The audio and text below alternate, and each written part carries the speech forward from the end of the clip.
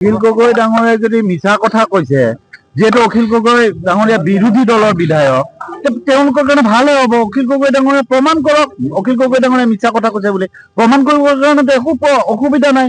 কেৱল ভিডিঅ'টো ৰাজহুৱা কৰি দিলে অখিল গগৈ ডাঙৰীয়া যে মিছা কথা কৈছে প্ৰমাণ হৈ যাব।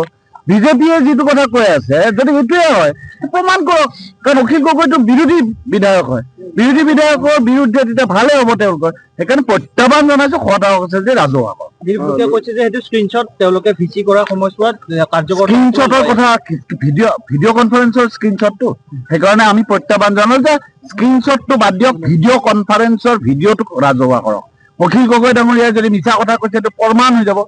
বিৰোধী বিধায়ক এজন তেওঁলোকৰ এনেই কমি যাব তেতিয়া, যে ইমান ডাঙৰ মিছা কথা ক'ব পাৰে। সেইকাৰণে প্ৰত্যাহ্বান যে বিজেপিয়ে ৰাহুল গান্ধী ডাঙৰীয়াই যোৱা 2025 চনৰ 7 আগষ্টৰ দিনা প্ৰথমবাৰৰ বাবে ভাৰতৰ ইতিহাসত বিৰোধী দলপতিয়ে ইলেকশ্যন কমিশ্যনক মুকলিভাৱে প্ৰশ্ন কৰিছিল, চেণ্ট্ৰেল বেংগলোৰ লোকসভা সমষ্টিত কি হৈছিল। 7টা বিধানসভা সমষ্টিৰ 8টা বিধানসভা সমষ্টিৰ 7টা বিধানসভা সমষ্টিত কংগ্ৰেছে লিড লৈ আছিল 82,000। এটা সমষ্টি মাধেপুৰা বিধানসভা সমষ্টিত 1,24,000 ভোটৰ লিড লৈছে 5টা পন্থাৰে।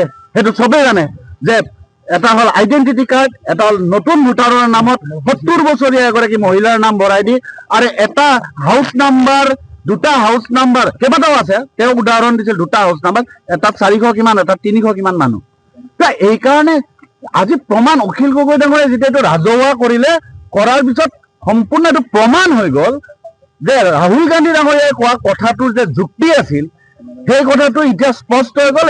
এতিয়া সেই ভয়ানক যে গণতন্ত্ৰক নিশেষ কৰা যি বিজেপিৰ ষড়যন্ত্ৰ, এই ষড়যন্ত্ৰ এতিয়া অসমতো আৰম্ভ হ'ব।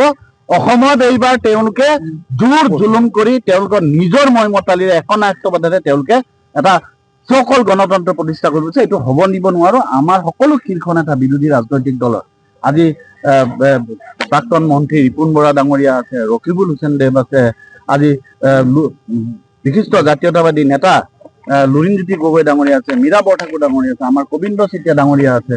আমি সকলো আহিছো ইয়াত। CPIMৰ আছে, পংকজ দা আছে, সুপ্ৰকাশ তালুকদাৰ ডাঙৰীয়া আছে। আজি সকলো আহিছো। এটা কথা বিজেপিয়ে মনত ৰাখিব লাগিব যে আমি ৰাজনৈতিক দলটোৱে কিন্তু এই কথাটো এইবাৰ সহজে ল'ব নোৱাৰো আৰু নলওঁ। তেওঁলোকে ইয়াক ৰাইজৰ কাঠগড়া দিয়াৰ উত্তৰ দিবই লাগিব। বিজেপি ইতিমধ্যে কৈছে যিকোনো খবৰৰ বাবে যোগাযোগ কৰক আমাৰ এই নম্বৰত 9181 307 221।